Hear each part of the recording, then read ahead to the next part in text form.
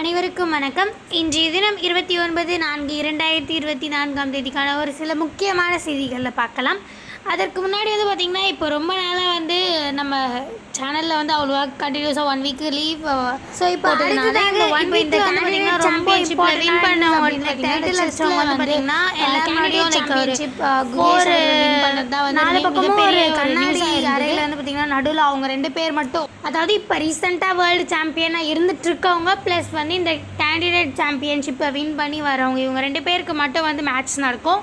So அந்த மேட்ச்சில் பார்த்திங்கன்னா கடைசியாக யார் வின் பண்ணுறாங்களோ ஸோ அவங்களுக்கு தான் பார்த்திங்கன்னா அடுத்த அந்த வேர்ல்டு சாம்பியன்ஷிப் அப்படின்றது போகும். ஸோ நம்ம அந்த வகையில் தான் பார்த்தோன்னா இப்போ நிறைய என்கரேஜ் பண்ணிகிட்ருக்கோம். குகேஷ் அடுத்து யங்கஸ்ட்டு.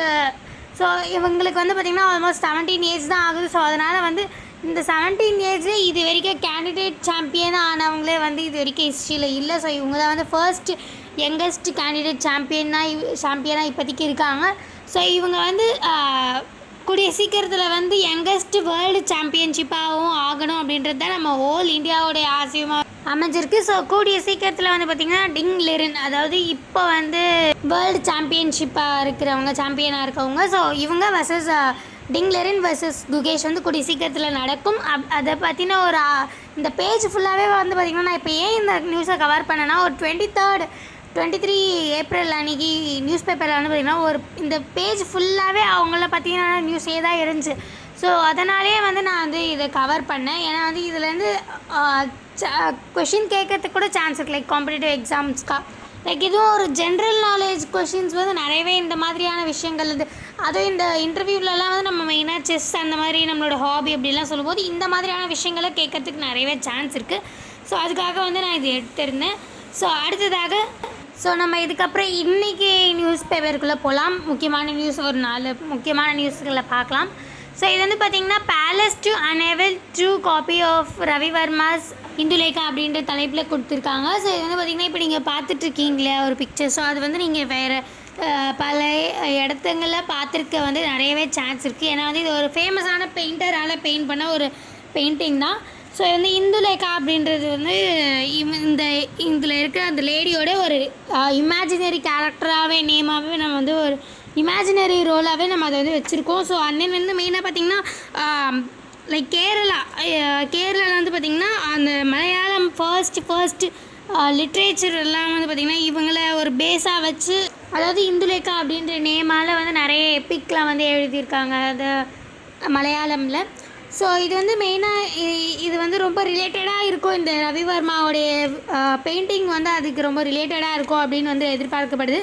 ஏன் அப்படின்னு பார்த்திங்கன்னா, இந்த எபிக்ஸ்லாம் எழுத ஆரம்பித்தது பார்த்திங்கன்னா 1889, லைக் இன் மலையாளமில் 1889 அந்த எபிக்லாம் எழுதியிருக்காங்க. இந்த பெயிண்டிங் பார்த்திங்கன்னா ஆல்மோஸ்ட் 1848 to 1906 அந்த டைம் பீரியடில் தான் இந்த ராஜா ரவிவர்மா அவர்கள்லாம் இதை பெயிண்ட் பண்ணது. அவங்களோட டைம் பீரியட் பார்த்திங்கன்னா ஆல்மோஸ்ட் அந்த 1848 to 1906. ஸோ அந்த டைமில் தான் அந்த ராஜா ரவிவர்மாவோடைய பீரியடுமே. ஸோ அதனால் இது நிறையவே சான்ஸ் இருக்குது.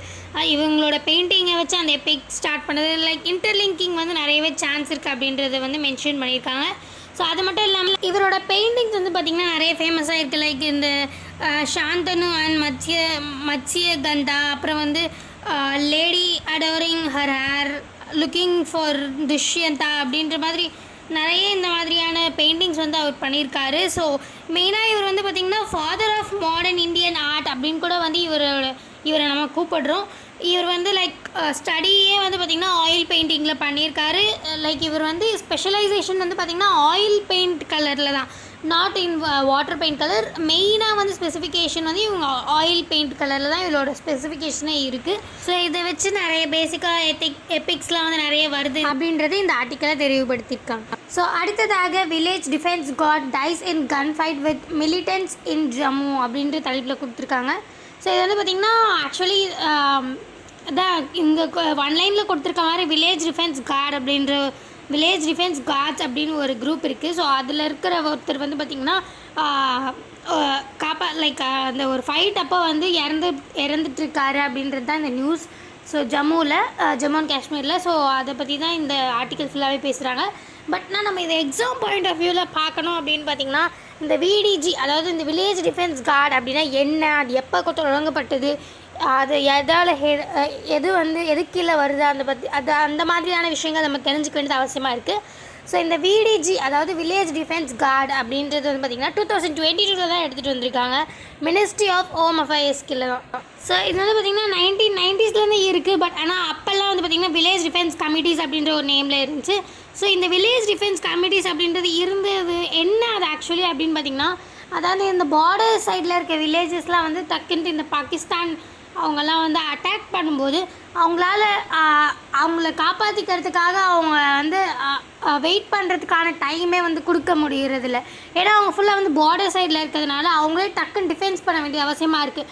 ஸோ அதனால் நம்ம இந்தியன் கவர்மெண்ட் என்ன பண்ணாங்க, அவங்களுக்கான டூல்ஸ்லாம் வெப்பன்ஸ்லாம் கொடுத்து அவங்களுக்கு அதை எப்படி யூஸ் பண்ணணும் அப்படி எல்லாமே நாலேஜ் கொடுத்து அங்கேயே வில்லேஜ் டிஃபென்ஸ் குரூப் கமிட்டிஸ் அப்படின்ற மாதிரி முன்னாடி மேக் பண்ணாங்க. இப்போ அதுக்கப்புறம் அது இதனால் நிறைய மிஸ்யூஸ் இந்த பவரை மிஸ்யூஸ் பண்ணுறதுக்கு நிறைய சான்ஸ் இருக்குது அப்படின்ட்டு நிறைய இந்த ஹியூமன் ரைட்ஸ்லேருந்து நிறைய வந்ததுனால, ஹியூமன் ரைட்ஸ் வயலேஷன்லேருந்து நிறைய வந்ததுனால இதை அப்புறம் கேன்சல் பண்ணப்பட்டது. பட் ஆனால் இப்போ மறுபடியுமே தொடர்ந்து நிறைய அட்டாக்ஸ் வர்றதுனால மீண்டும் இந்த வில்லேஜ் டிஃபென்ஸ் கார்டு அப்படின்றத மறுபடியும் இனிஷியேட்டிவ் பண்ணியிருக்காங்க. ஸோ அந்த டைமில் தான் இப்போ பார்த்திங்கன்னா ரீசெண்டாக ஒருத்தர் இறந்துட்டுருக்காரு அப்படின்றது இந்த நியூஸாக கொடுத்துருக்காங்க.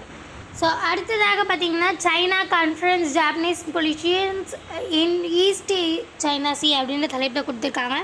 ஸோ இது பார்த்திங்கன்னா இந்த ஈஸ்ட் சைனா சி ஆண்டை சென்காக்கு டயாவு ஐலாண்ட் அப்படின்ற மாதிரி ஒரு ஐலாண்ட் இருக்குது. ஸோ இது பார்த்திங்கன்னா போத் ஜாப்பனீஸ் அண்ட் சைனீஸ் இவங்க ரெண்டு பேருமே இந்த ஐலாண்டுக்கு சண்டை போட்டுக்கிறாங்க. ஸோ அதுதான் மெயினான நியூஸ் கான்செப்ட். ஸோ என்னென்னா இந்த சென்காக்கு அப்படின்றது பார்த்திங்கன்னா ஜாப்பனீஸ் அதில் அழைக்கப்படுறது ஜாப்பனீஸ் வேர்டு.